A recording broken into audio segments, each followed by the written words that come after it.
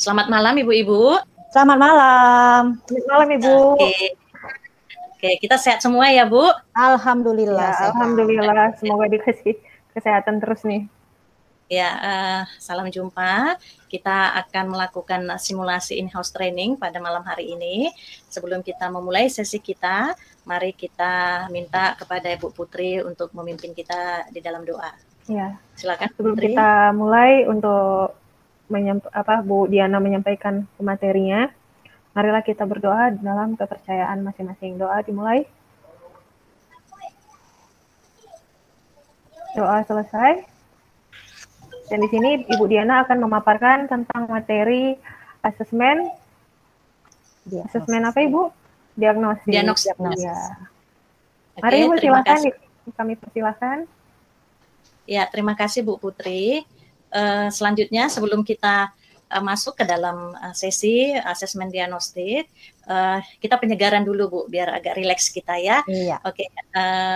Jadi kita penyegarannya tepuk tangan ya Bu, jadi olah jari juga, iya. tangan juga biar jangan tegang-tegang ini semua. Udah Jadi, Bu. Jadi kalau saya bilang nanti tepuk 1, maka kita tepuk sekali. Kalau saya bilang tepuk 2, maka tepuk 2 kali. Ya. Saya bilang tepuk 3, maka tepuk 3. Ya. Gitu ya Bu ya? Boleh. Oke. Siap Bu? Siap. Kita mulai. Tepuk 1. Tepuk 2. Tepuk 0. Oke, konsentrasi kan. Itu artinya kita masih dalam kondisi on gitu ya Bu. Iya, masih kondisi fokus dan Masih konsentrasi walaupun masih semangat. Walaupun malam semakin larut gitu pasti kita bisa fokus dan konsentrasi. Oke, terima kasih Ibu-ibu. Sebelum masuk ke sesi saya mau bertanya, pasti setiap kita pernah ke dokter ya Bu? Ibu-ibu? Iya, iyalah Bu. Biasanya apa yang dilakukan dokter kalau kita pertama kali datang? Menanyakan Tentu kondisi. bertanya. Bertanya ya Bu, bertanya Iya. tentang kondisi kita gitu ya. Oke. Kira-kira apa saja yang ditanya dokter biasanya kalau kita datang sama dia Bu? Saya Bu. Ya silakan Bu. Apa keluhannya Bu? Nah gitu saya ditanya. Halo Bu. Oke, kalau Bu Putri biasanya apa? Biasanya sakit apa Bu yang dialami? Halo Ibu, udah? Ya Bu Maya. Tadi kita Dilanjutkan sama Bu Maya. Gimana Bu? Dilanjutkan sama Bu Diana. Oh ya udah Bu Maya ya, Bu Diana dulu ya. Oh ya Bu ya. Oke. Dan kameranya di on kan Bu? Bu nanti tampilkan apanya ya Bu? Maya nggak ada ininya filenya. Oke, selamat bergabung kembali Bu Maya. Iya Bu, sama-sama. Halo Bu, dengar ya Bu? Dengar Bu, dengar. Nanti kita lanjutkan karena kita mengingat waktu ya Bu. Oke, tadi kita sudah berdiskusi pembuka bahwa sebelum pertama kita datang ke dokter, biasanya dokter melakukan diagnosis gitu ya. Diagnosis itu berarti pertanyaan memeriksa pasiennya. Nah, ternyata di dalam pembelajaran kita juga ada yang namanya asesmen diagnosis. Asesmen yang gunanya untuk memeriksa, untuk mengetahui keadaan atau kondisi awal peserta didik. Nah, untuk lebih memahami lagi apa itu asesmen diagnosis, saya akan mempresentasikan sebuah video. Mari kita menikmati video berikut ini.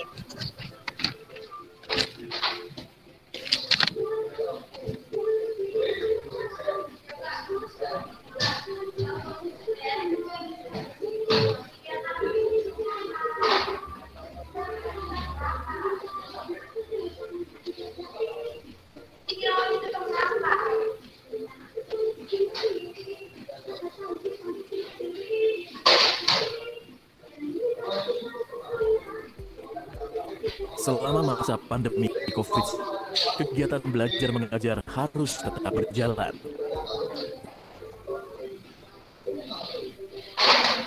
Untuk mengetahui dan memonitor kompetensi siswa, guru perlu melakukan asesmen diagnosis. Asesmen ini dilakukan secara berkala di setiap awal pembelajaran.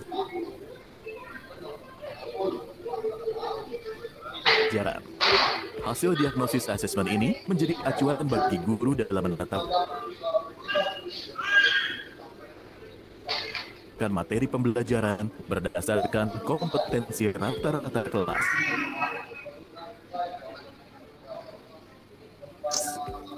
Ibu Ani adalah guru kelas 5. Menjelang tahun ajaran baru, Ibu Ani menyiapkan materi asesmen diagnosis untuk seluruh siswa di kelasnya.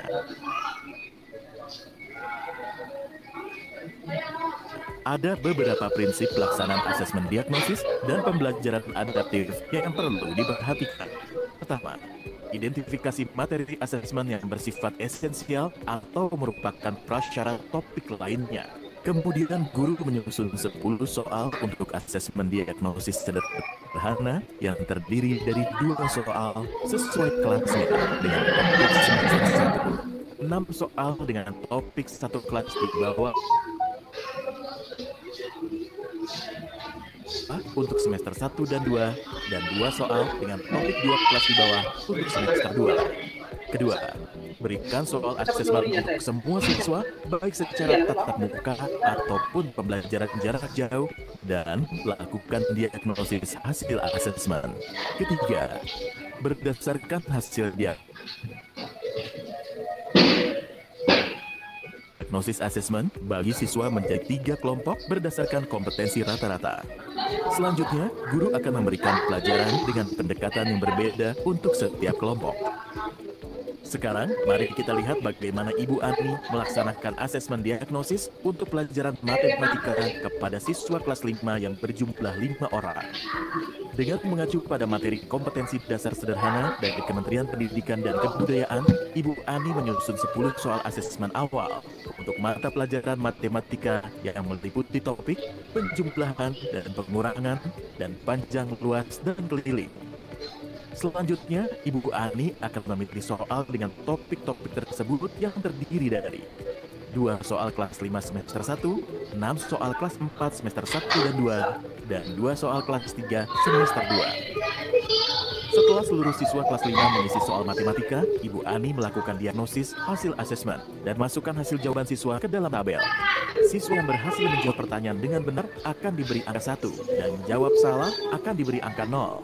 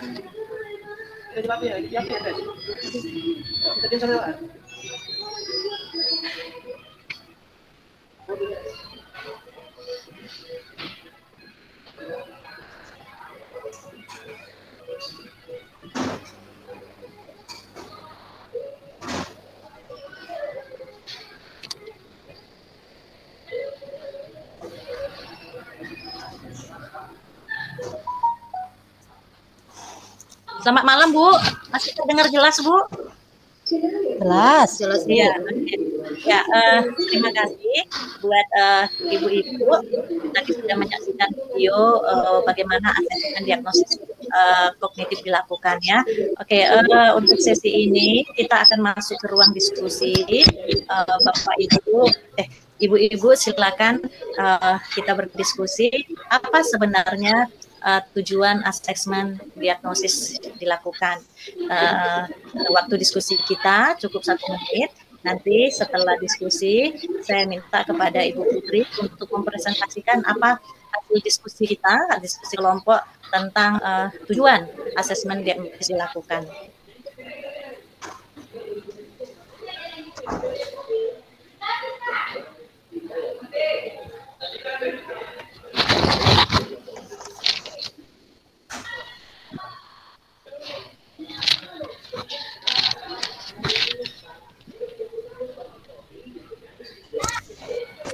Oke, silakan Ibu Putri. Putri. Kita sudah diskusi. Silakan Ibu Putri untuk mempresentasikan hasil diskusi kelompok, tujuan asesmen diagnosis dilakukan.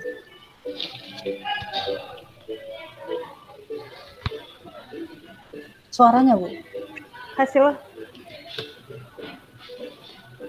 Hasil diagnosisnya agar pembelajaran itu lebih efektif, kita lebih berpacu pada siswa, agar siswa itu tidak dibedakan dari segi kemampuan.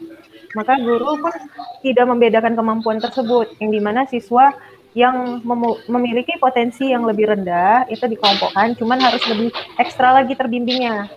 Bukan berarti harus dibiarkan seperti itu. Bu.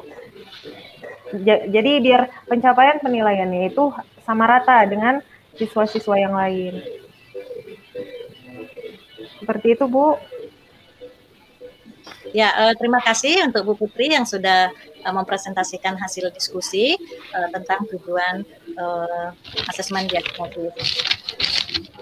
Baiklah, Bapak Ibu, dari diskusi sudah ambil kesimpulan yang sudah disampaikan tadi. Sampai di sini saya bisa simpulkan bahwa kita semua ibu-ibu yang di sini sudah memahami sebenarnya fungsi dan tujuan asesmen diagnosis, kemudian juga tadi jenis asesmen diagnosis tadi ada asesmen kognitif tentang kemampuan siswa dalam belajar dan asesmen diagnosis non kognitif. Bahkan dalam video juga tadi sudah dipaparkan bagaimana proses melaksanakan asesmen diagnosis kognitif itu. Untuk lebih lagi memahami, kita memahami, mengelaborasi lagi apa yang sudah kita pahami tentang asesmen diagnosis, kita akan melakukan kuis ya, Ibu-ibu. Jadi boleh. Silakan saya akan lakukan mengirim soalnya di kolom chat. Ibu-ibu silakan menjawabnya di kolom chat.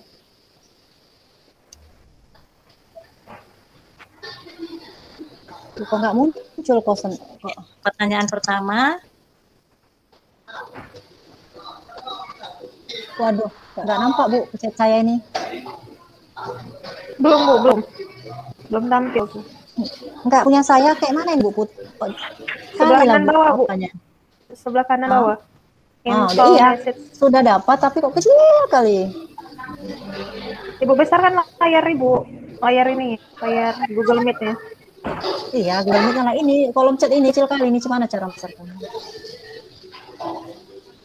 Udah siap, Bu Sri? Belum, Bu. Bentar ya, Bu ya.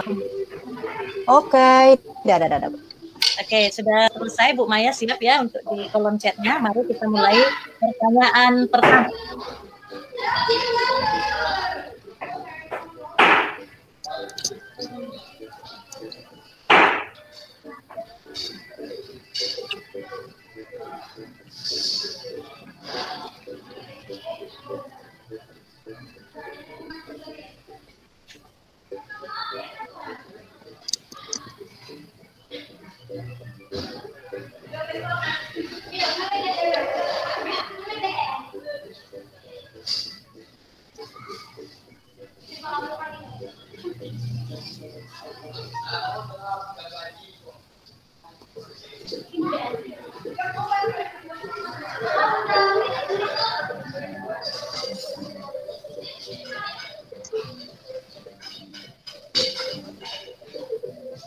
Oke, terima kasih ya. Ya, jawabannya benar, asesmen kognitif dan non-kognitif. Ya, terima kasih. Selanjutnya untuk pertanyaan yang kedua.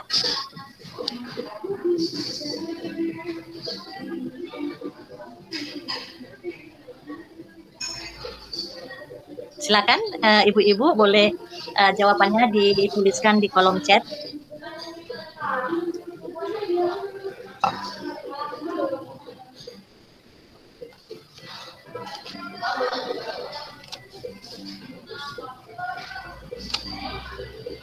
Itu contohnya kami yang mengajukan pertanyaan ya, Bu? Iya, pertanyaan. Tuliskan satu contoh pertanyaan asesmen diagnosis kognitif. Oke, terima kasih Bu Subiana sudah menuliskan jawabannya. Diagnosis non kognitif ya, Bu.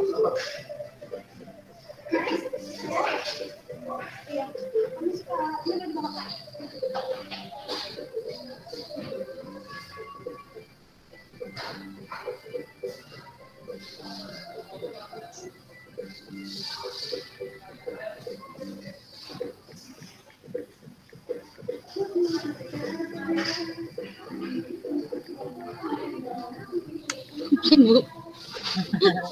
Oke. Ya, terima kasih. Ya, dari jawaban ibu-ibu yang sudah ditampilkan di kolom chat, bisa saya simpulkan bahwa sampai sejauh ini kita sudah bisa memahami bagaimana merancang pertanyaan untuk asesmen kognitif dan asesmen non kognitif, dan akan semakin mahir nanti di lapangan saat kita akan mempraktikkannya ke siswa kita. Demikianlah ibu-ibu yang bisa saya sampaikan pada malam hari ini dalam sesi stimulasi in-house training kita. Terima kasih untuk perhatian kepada ibu. Sekali lagi terima kasih.